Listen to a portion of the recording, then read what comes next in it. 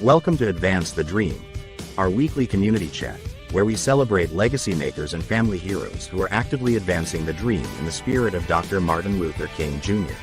We talk about health, challenges, highlights, and heroes in an intergenerational fashion in hopes that his legacy of hope and equality continue to live on. This weekly series, powered by the Force for Health Network, is aired live on Facebook, YouTube, and LinkedIn at 8 a.m. Pacific Time, 11 a.m. Eastern Standard Time. Then shared afterwards at advancethedream.com. Now, let's meet our hosts, Force for Health Network co-founders, Dr. Robert Gillio and Lucy Howell, alongside our National Director, Joshua Williams Jr., as we dive into this week's topic. Hello, welcome everybody. Today is Saturday, April 13th, and we are here at yet another weekly community chat called Advance the Dream, where we come together and we celebrate heroes, highlights, issues, and challenges that sit and surround this whole issue of health inequity, wealth inequities, and continue to want to work towards the legacy of what Martin Luther King's dream is all about. So I'm here in Tucson, Arizona. I'm co-founder of Force for Health Network. We've got my partner, Dr. Robert Gillio in State College, and my our national coach, advisor, director of this wonderful initiative, brand channel, community Advance the Dream, Joshua Williams, there in Gadsden, Florida. Good morning. Right? So it is, we're in the middle of National Minority Health Month. I think that there is lots of, what I'm kind of bringing to the table here from an executive catch-up talk is I'm very excited and pleased and proud to announce that we were able to launch our Sickle Cell Foundation of Arizona app into the market this past week, which, with its propensity to affect African-American families more so than regular, right? To take a hyper focused look at this particular disease and have a role in playing with trying to educate, empower, and connect and unify the entire ecosystem in and around a particular disease. That's kind of, it's okay. Part of being, Force for Health Heroes is being able to sit and take it in sometimes when it's what you're proud of. So I'm sharing it, Rob. Learn it, live it, share it. That was my share, and what something is that I'm very proud of as what we are doing to try and affect, minority health disparities. That's what I come into this week with. I pass the baton to you. Well, since we last talked, I ventured out to a Pennsylvania Rural Public Health Conference, and I realized that Pennsylvania is not as well represented in the rural health area for dealing with minority and disparity issues. As I look around the room, and if you have a sensitivity of who is there, you realize that there's African-American minorities, but they're also in minority situation, Hispanic community, refugee community, LGBTQ community, that all are looking at minority health issues and access that I think are aggravated in a rural setting. With the density of population in a city, the barrier of transportation is much less with multiple choices. And connectivity, right?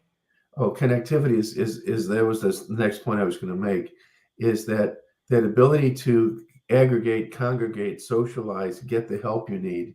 You can physically get there easier than in a rural community, but in a rural community virtually, about 2/3 of my state still is walking around looking at the clouds, holding up a phone, hoping something will connect, and knowing in many places it doesn't. And that really prevents solutions like this, telehealth and other things, begging for publication, omni-media types of ways of getting tools into the hands of those that are caring for people, and the necessity to advance the health literacy of people that are kind of on their own a lot more, taking care of their health issues, their families' health issues, than when you can go to the neighbor next door, the community health worker, or the clinic down the street.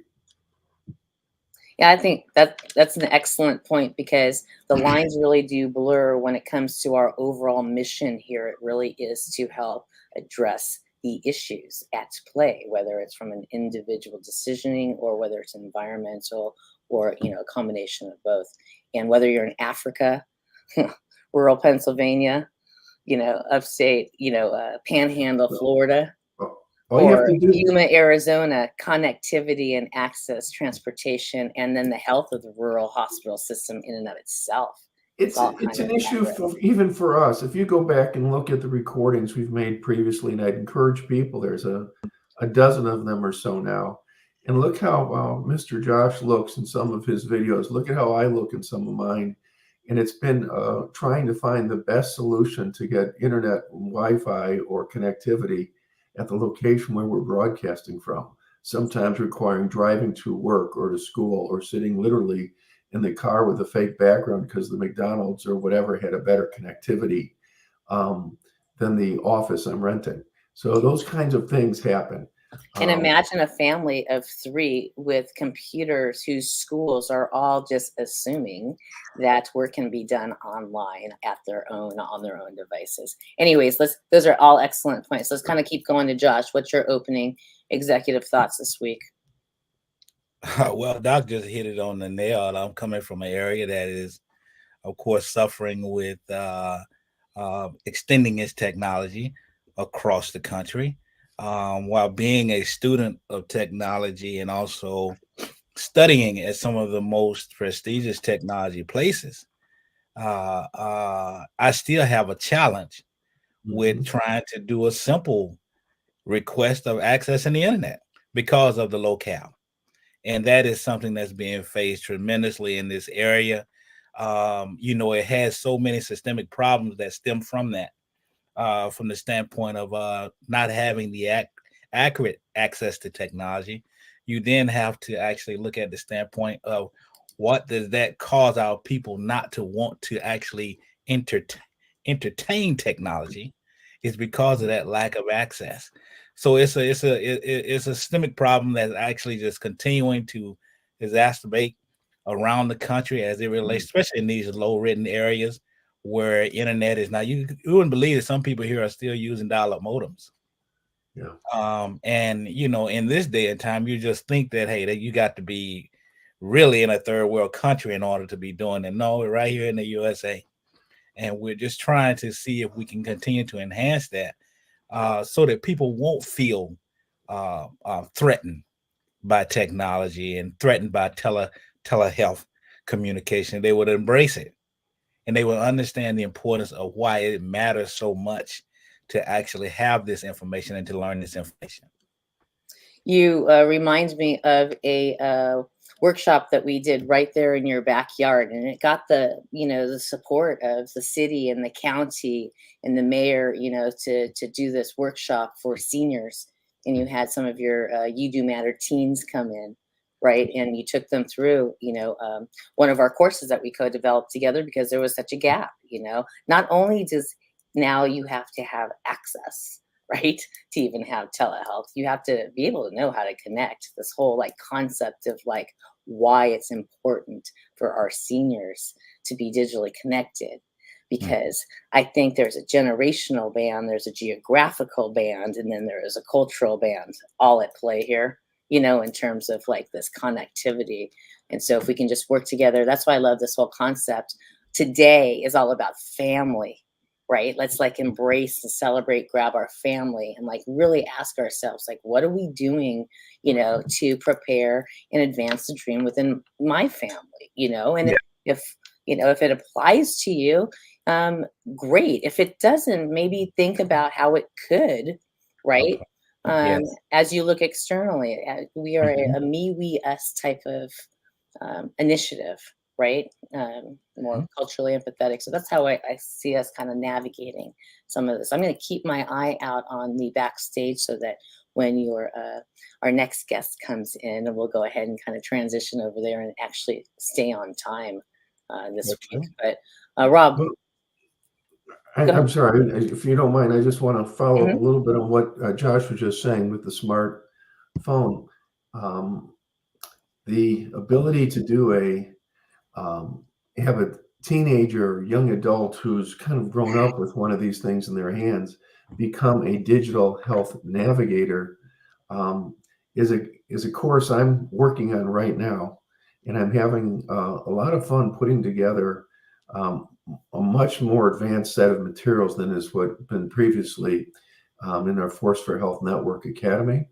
But I think the ability for a teenager with basic smartphone capabilities, who then understands social terms of health and understands some of the issues about health and medical terminology, can be the one that reaches out to someone like me, to their father or to their grandfather, or there's another neighbor, to help overcome a barrier of access for someone, to help them download something just to learn, to help them search the internet for an answer.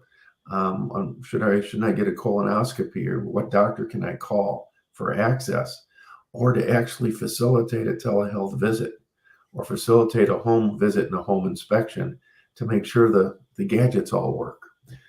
So it's very exciting to have this digital health navigator um, capability being made available now through the Force for Health Network.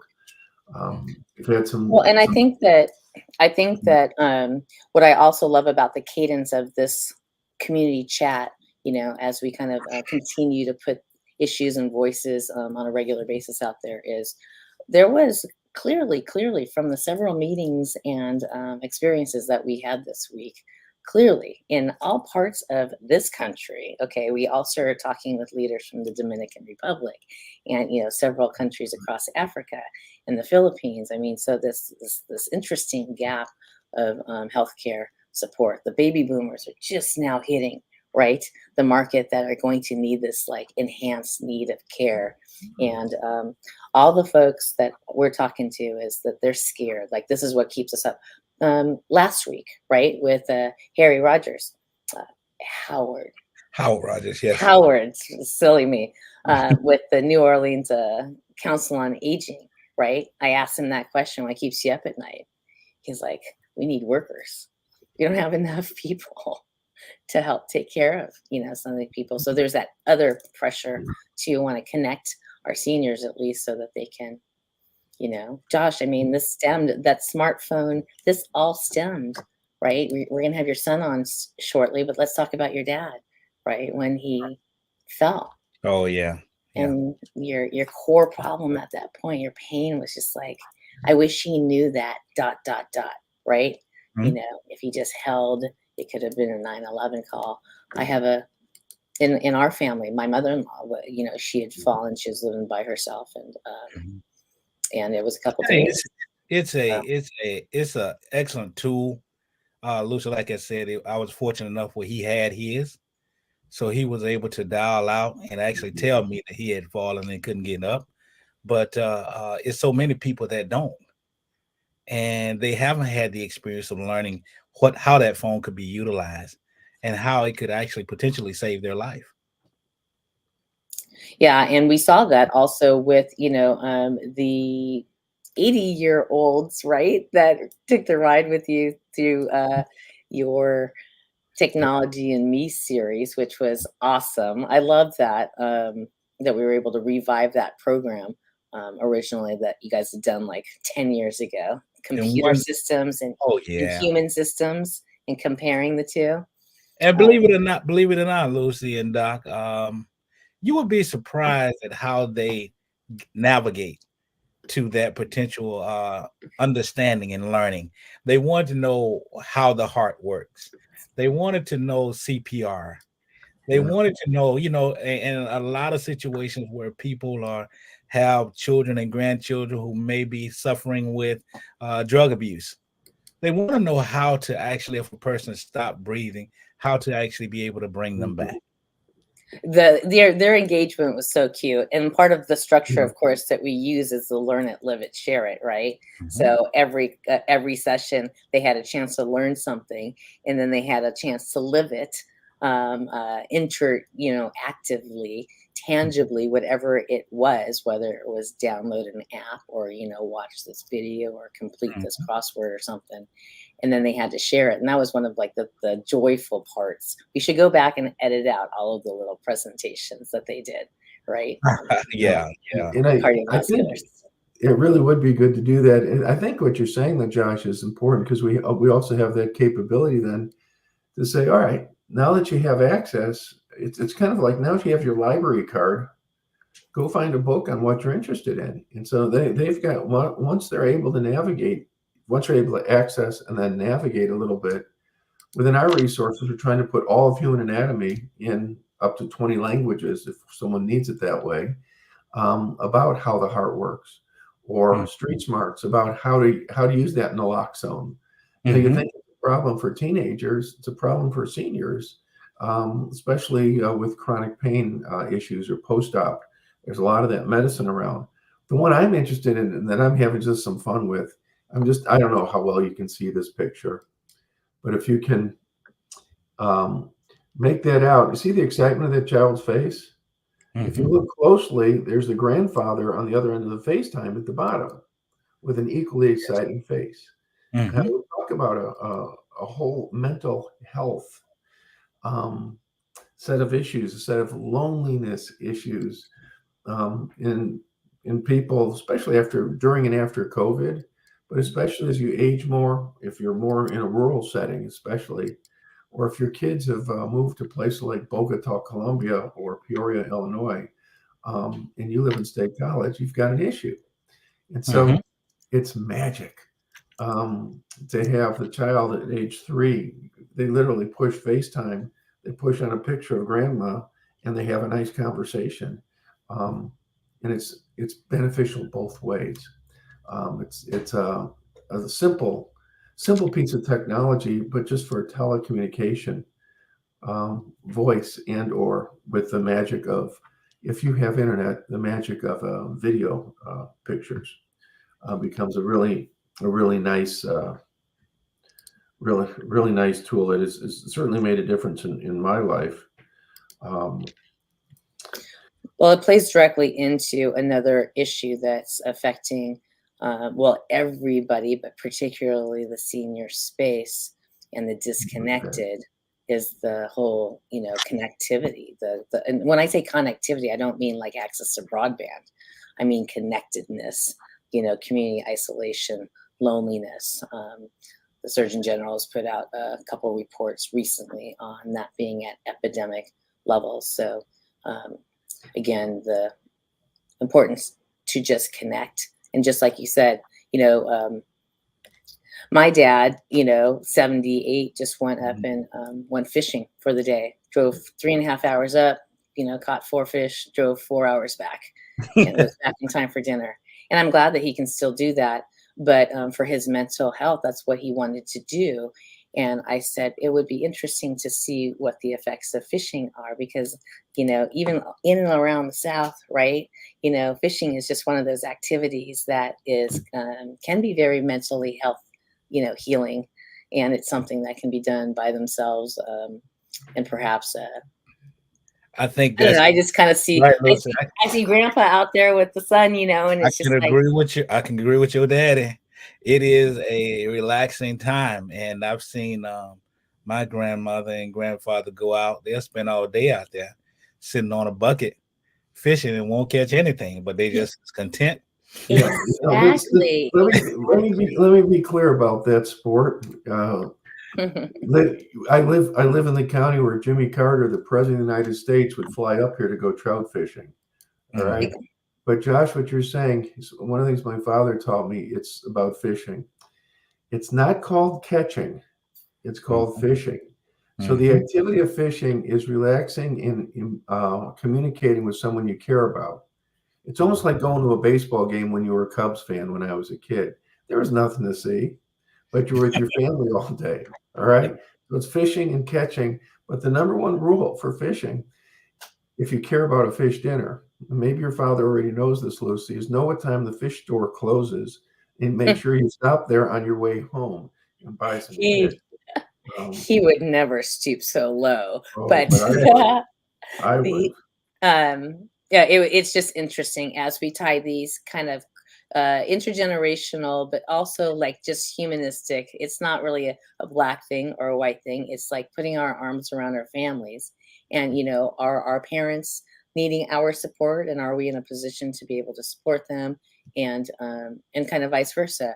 Am I doing everything for myself and then my sons? I've got a video teed up that I was going to play after your son came, but since he's not in yet, I wanted to go ahead and play this because it really does set the foundation for this concept of social barriers, and also it is Black Maternal Health Week, so that's kind of embedded inside of this National Minority Health Month. So let me play this, and hopefully your son will be back, and we can go ahead and bring him. Thank you. Okay.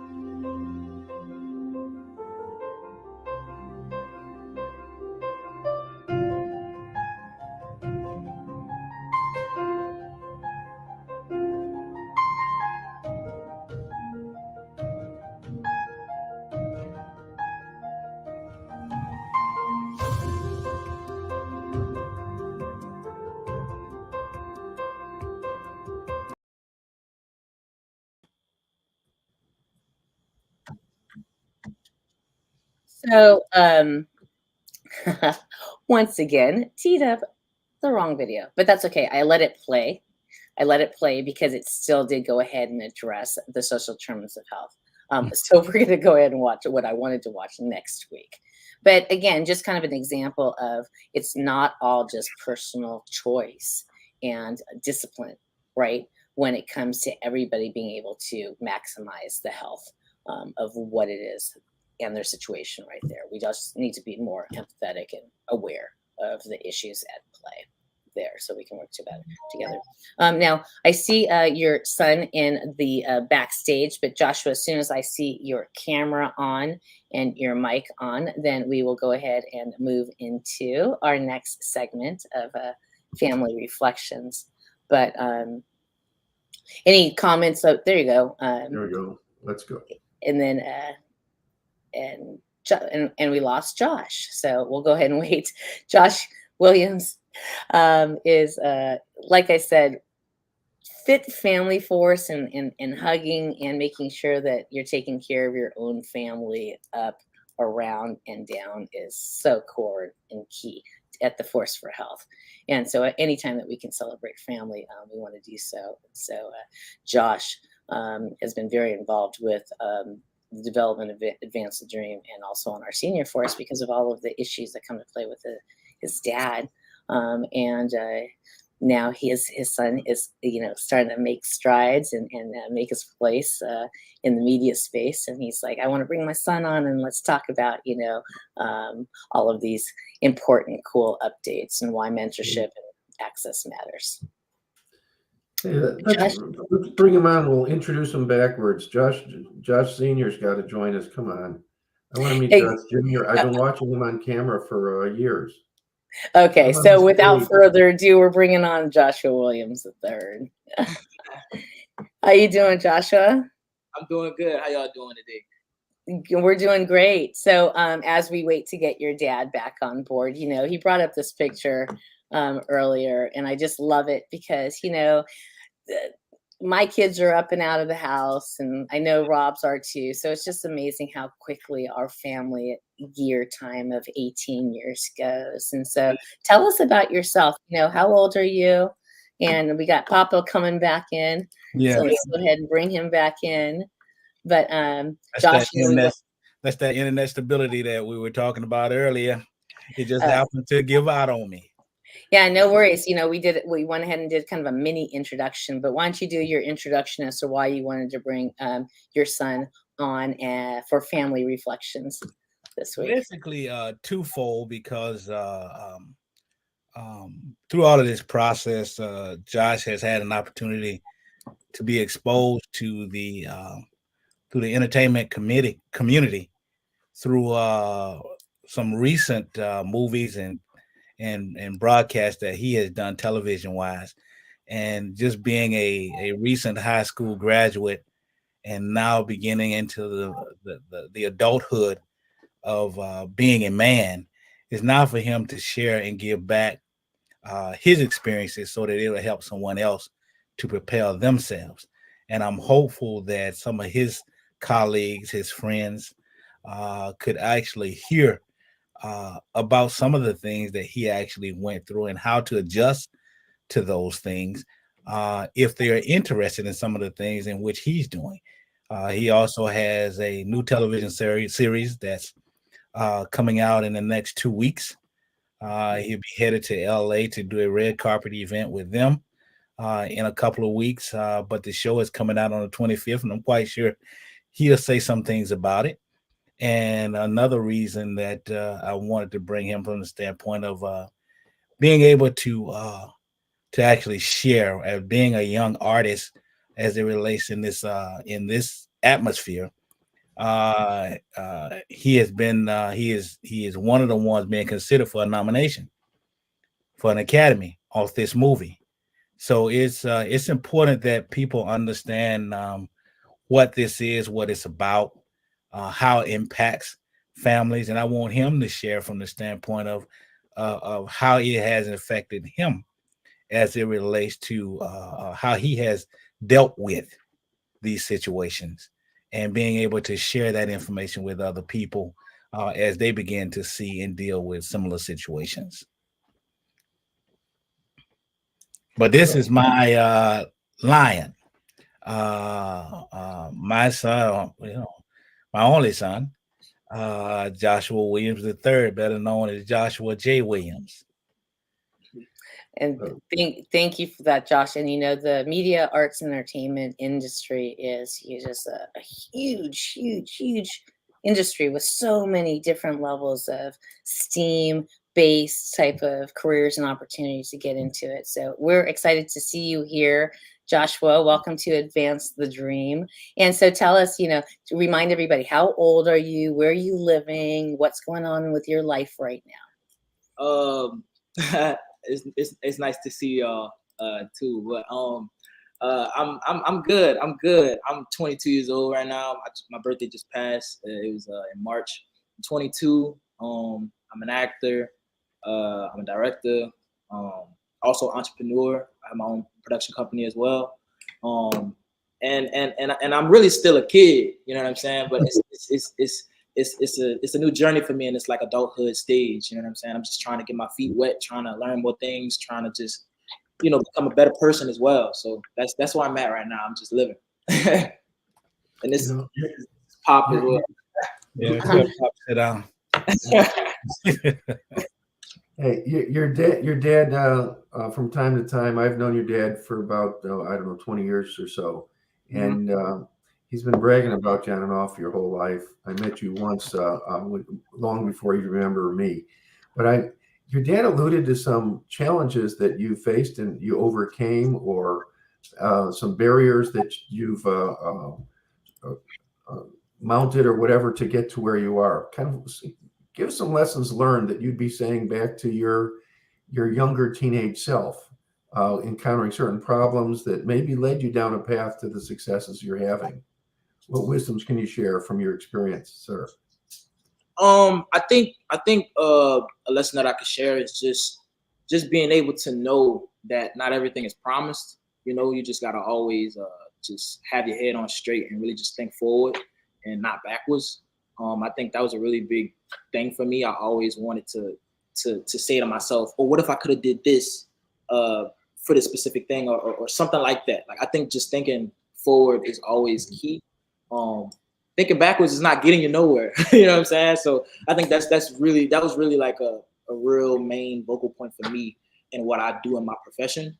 And I just advise everybody that's around my age just to live in the moment and just to learn from things that you may have to overcome. You know what I'm saying? Like I had some things in my life that I had to face, that I just had to learn from, and that took me some time. Like that took me some time. I didn't just like for instance, like me coming into the entertainment industry. I was about 13 years old, and as I was 13 years old, I was just a real 13-year-old, like just really excited, not knowing what the industry has in store for me, and I always wanted to be on top of that. And so when I realized, like, just slow down, like it's not the entertainment industry isn't going anywhere. I got all my life to do what I want to do, but I'm just the type of person to be able to say, I want to do this and I want to do that, but it all takes time. So I really just advise any young person or any older person, what I'm saying, to just live in the moment and in the present. That's really my main thing that I could offer for advice. I would love for you to like go back to this picture, right? So you just talked to your 16-year-old self, which is, interesting.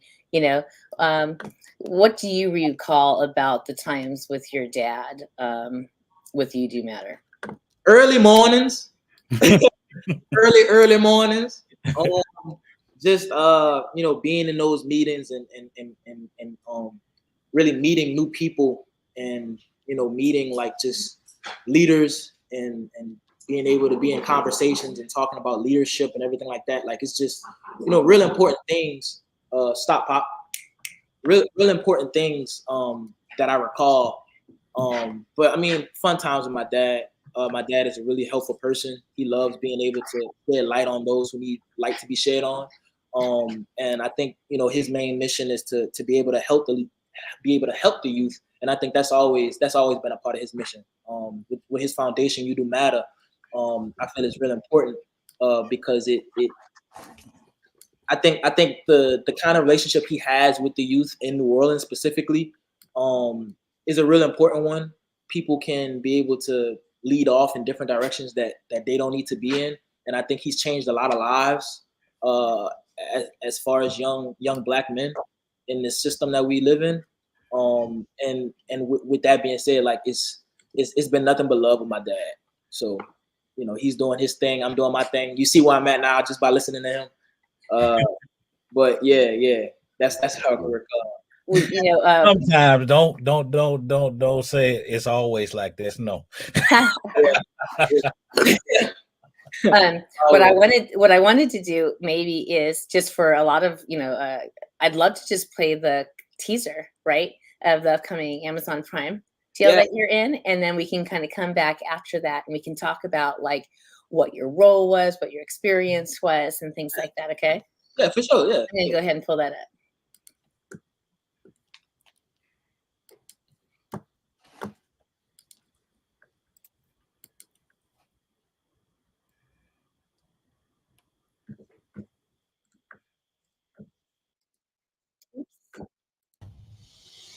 relinquish doubt and befriend your most actualized self?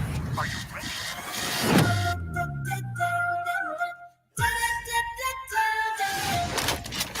Wish your mama happy birthday before she goes to work. Happy birthday, Mom. Be safe. Call came in just before 6:30 a.m.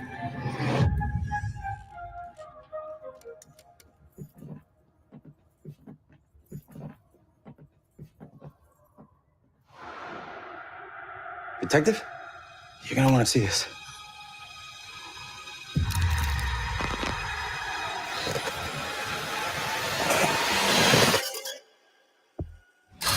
"25 fractures in all. Only bodies I've ever seen this broken or run over by trains."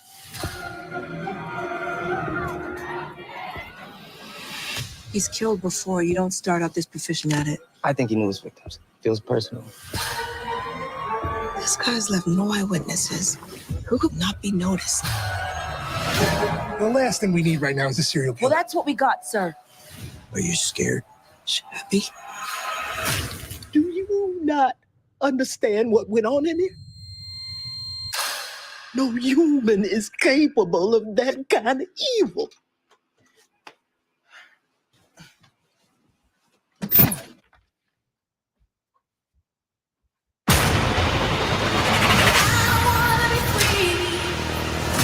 Do you ever feel like you can't breathe? Your heart is just gonna stop. You wanna yell, but you know no one believes you. It's too late. It's coming. Fear was not an option. Fear was not an option. Fear was not an option. Fear was not an option. Fear was not an option. You believe in God, Yeah, of course.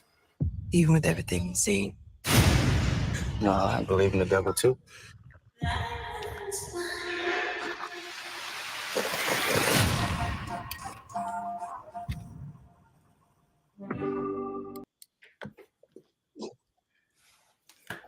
Wow, right? I mean, Amazon Prime, the whole reshaping of the media landscape with streaming gives content creators, and it just kind of really changed what that industry looks like. So you're now coming out of something, a great experience. I wrote down Pam Grier, right? I come from LA, right? So all of my friends like were on Little House on the Prairie, and like this is like what the space I know. But you're coming out of a cool, experience. So tell us about it. What was your big takeaways and your aha moments?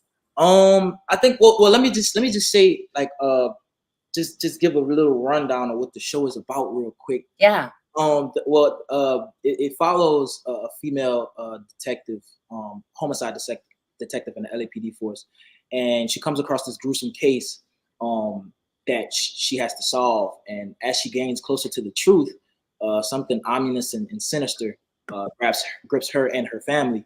And it's really a terrifying piece. It's my first horror.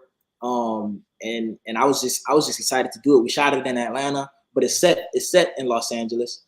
I had to spend like 4 months out there doing that, and it was just all love. It was all love doing it. So it's really exciting. April 25th, that's when it drops. But yeah, like I mean, how did you get that job? Just off of audition. My agency sent it to me. I was familiar with season 1, and I was very excited. I was like, I gotta get this. So like my character, his name is Kelvin, he's the son of the detective.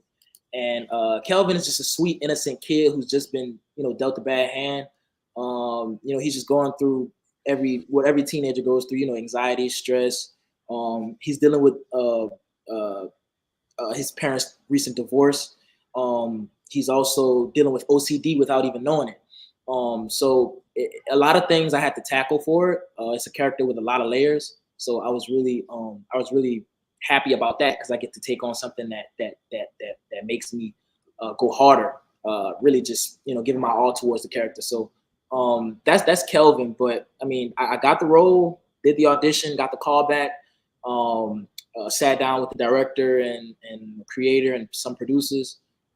They loved me from there, and I was in Atlanta the next week. So How exciting. yeah, it was really cool. Are you a producer type? I mean, are you entrepreneurial in this space, or do you just like to be in front of the camera, or like what's your ultimate role in this space? Well, for them specifically, I'm just starring in it alongside Pam Grier, Luke James, and Deborah Irende. But yes, I do have a production company called Melanin Pictures that I plan to produce short form content and commercials as well. And I love directing, so hopefully in the near future I get to be directing some episodes for some television shows. I have that in development right now. Just being an episodic director is a big thing for me. I was shadow directing the directors that was on for this season. They was teaching me some things, letting me watch when I'm not even supposed to be there on some days. Like they was just really informing me and teaching me and letting me study from them. So I'm very grateful for that. But yeah, producing, directing, all of the whole nine. I love y'all. Part of what part of the Advance the Dream project that and one element that we're working on with your dad is this whole concept of this legacy life bookmaker deal. And my mind just goes directly to, I would love to see like a youth empowered series of the capture of these stories of these lives that are going to come through. Our goal is to kind of create a mixed media type of book. So literally there's a hard copy that they can hold and cherish and stuff, but to have that complemented by a video, a docu type of video, it's just probably one more little challenge, and then it'd be interesting to anyways. Well, that's where my mind went with that, because storytelling is what this is all about, right? The storytelling, there was an old guy named Spielberg. I don't know, is that name? He used to do directions and productions and things. But as part of his passion and spin out is he captured the Holocaust survivors' legacy stories. And later with a guy named Tom Hanks captured World War II veterans' stories. I challenge you to potentially have a chat with your dad about what his vision is with Legacy Heroes. We have a beautiful interview capability for capturing oral and making a book, because old folks like books, but younger folks need to see it in video. Yeah. So one of the thoughts is, I challenge you and your dad to figure out, because I'd be willing to help support at least part of that first entry to create Lucy's got a vision of an Advance the Dream production show. All right. Where we're maybe on a show like this, a Joshua Williams II and III produced segment featuring 3, 4, 5 minutes with a legacy hero, be it someone's drama teacher from 3rd grade, or be it someone who was ran a barber shop whose all their kids went to college, whose grandkids are now making movies. How do we complement those legacy makers? Right. Not just Martin Luther Kings out there, but the ones that live in our own backyards. Right. That sounds amazing. That just reminds me of just shedding light on the people that don't really have light at all. You know what I'm saying? Like I was at a hospital, and I worked at a hospital before, and like they have people like transporters. That's what I was, a transporter in a hospital, and they don't really they really just transport everyone in the hospital, but they don't get really recognition for it. You know what I'm saying? Like it's like they have the ability to transport a patient from A to B, and it's like that's really important. Or even like somebody that's picking up trash. Like if trash just stayed on the ground, like what are we gonna do? Like the world would just go to waste. So like I think just shedding light on those small people, like not even small people, but like those people in general. Like I think it's really important, and I think that would be amazing. I love that perspective. As someone who worked in a hospital my whole life, the transport freed us up to do certain other tasks that require different skill sets. But then as a patient, when you're in that final stage, you're getting wheeled from a world-class facility down the hall to where a wonderful surgeon's going to do a procedure on you. That transport person is the last person you're talking to before you put to sleep almost. Right. You can put your mind at ease. They can be comforting. They can be praying with you. They can be whatever.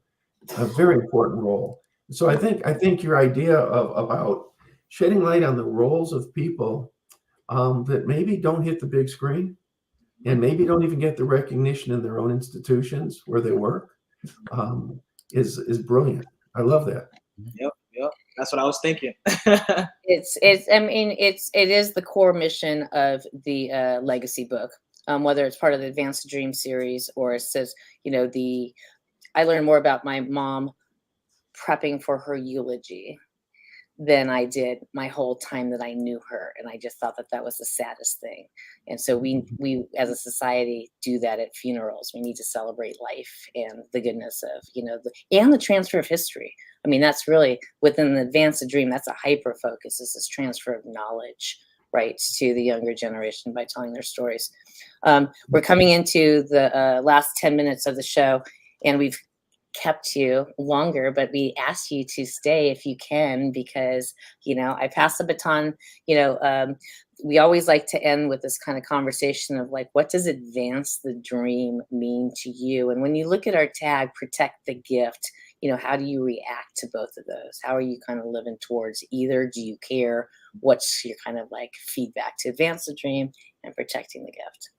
I mean, advance the dream is exactly what it says, like that's what it's all about. I think for me, being able to keep my dream alive, even though that I don't really have anybody in my community that really was an actor for real.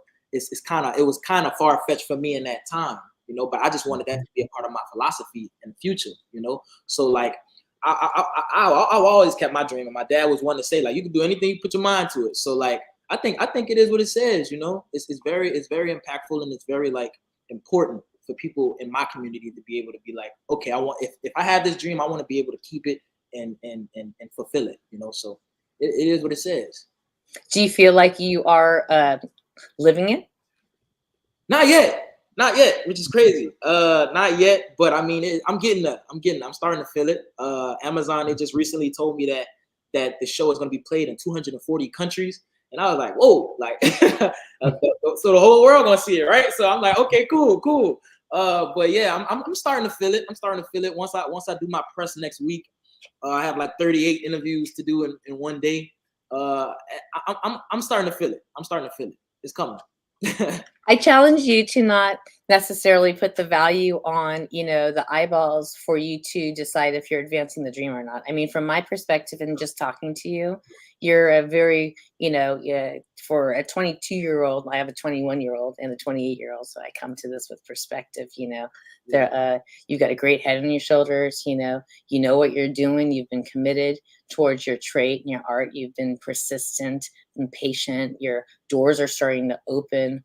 But just knowing your voice is, to me, like the first part of advancing the dream. My advance the dream pledge, and I say this all the time, is, if I hear something, I say something. So that's just kind of like how I live my life. But don't sell yourself short. You've been committing to Saturdays with your dad for the last 18 years.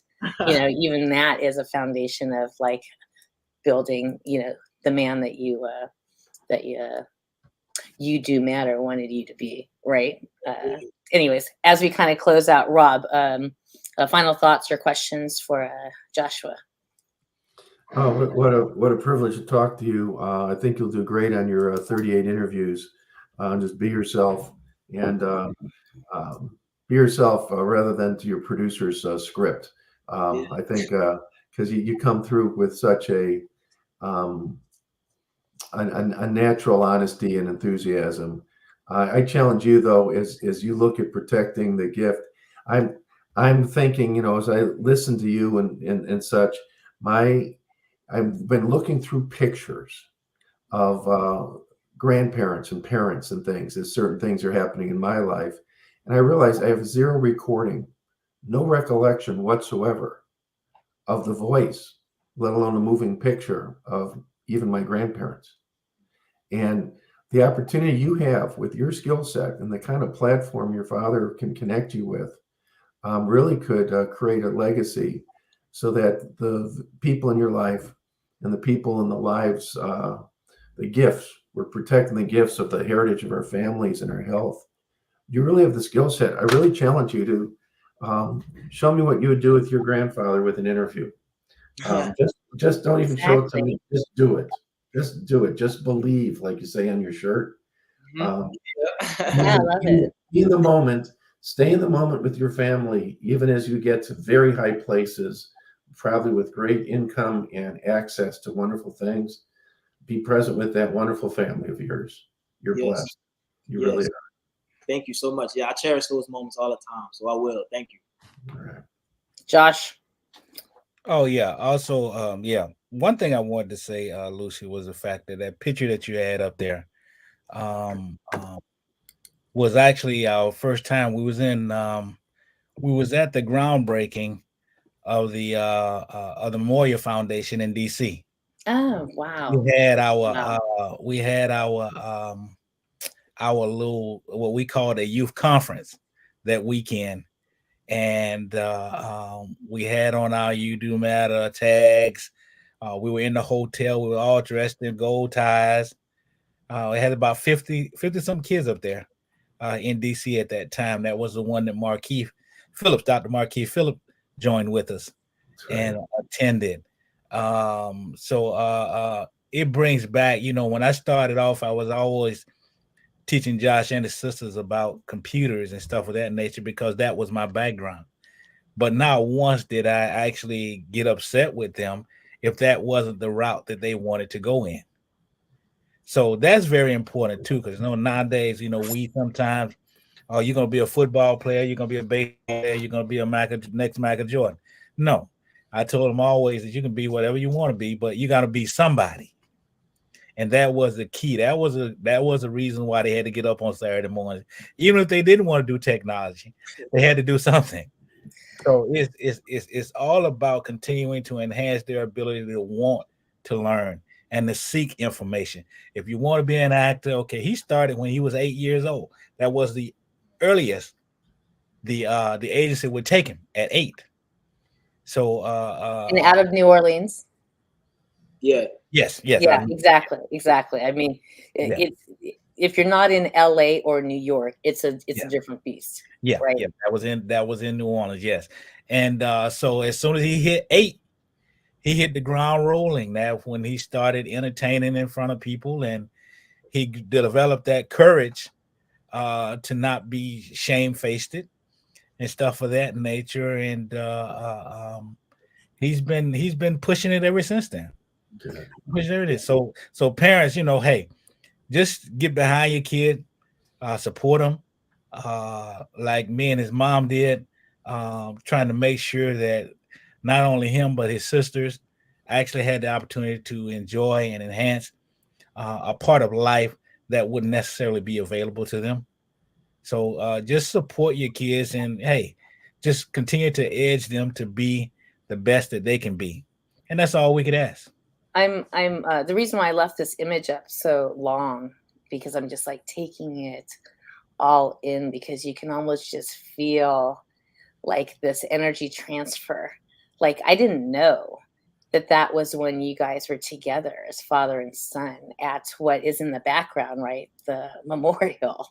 Oh yeah, right there. I mean, and the fact that how we've kind of presented this, because Rob and I are just, we're facilitators. We're not taking lead at all. We're trying to get people together, right, to have this regular conversation. And so, your personal tie, to the experience of what led that image to even be in existence, to even have this conversation, and then to tie it back generationally to your son, right? I just got kind of goosebumps all over, my body type of moment. So that's so awesome. Thank you for saying that. We probably should have even opened up the show with that, but I love that. That was wonderful. I think though, Josh, the quote I like there that somehow we have to capture is the little video segment you just said, that I think, if I remember the quote correctly, you just said, I told my kids it doesn't matter what you do, just so what you do matters. It's brilliant. I think it's great parenting advice. Great parenting advice, and I think that's there's a whole lesson around that, and that summarizes a lot of what you've taught me about just what I do. working with you, bro. Doesn't matter what you're doing. Let's just do something that matters. Yeah, You know? that's true. Okay, just capturing it for us, right? Sure. So, and you're right, because look at the little logo above you that you've just committed to your whole life, right? You do matter, from high chair to all the way to higher education. Higher education does not stop in your 20s, right? We've got 80, 90-year-old students along that pathway. So Now that's the key, Lucy, to the whole learning. thing. Some people think when you talk higher education, you're talking about college, and that's so far away from the truth. That's right. I wanted all my kids, Josh in particular. I had two daughters that graduated in 21 and 22 from college with bachelor's degrees. When Josh got out of high school, they had him to go to Canada that summer to participate in another movie showing. So he didn't get an opportunity to do that, but he knows how I feel about education. And, you know, I'm sure one day he'll recognize that and decide to go back once he gets a break in his schedule. You know, I don't know. I don't know. And you know, it totally depends, because certain industries no longer require 6-figure debt structure to, you know, succeed. And so your generation, Joshua, is, I think, the sky's the limit on whatever you want to do, however you want to do. If you want to go be a doctor, then you got to go shift. But in the media space, it's, you know, go get what you feel like you want your voice to represent for you. That's what I say. Yeah.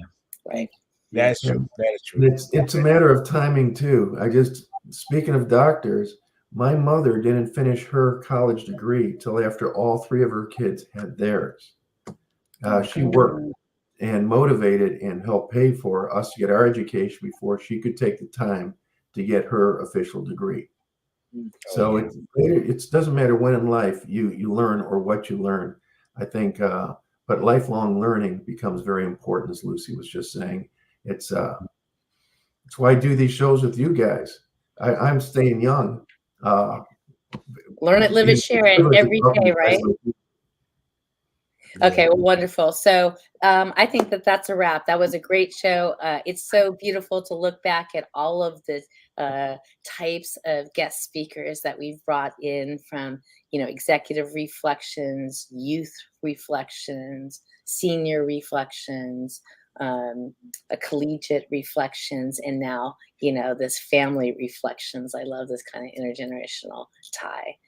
As we all continue to advance the dream. So have a wonderful, wonderful weekend. Remember to be kind. Remember to stay well. Remember to move, learn, serve, and earn every single day. Advance the dream and be a force for health. We'll see you next week. Thank y'all.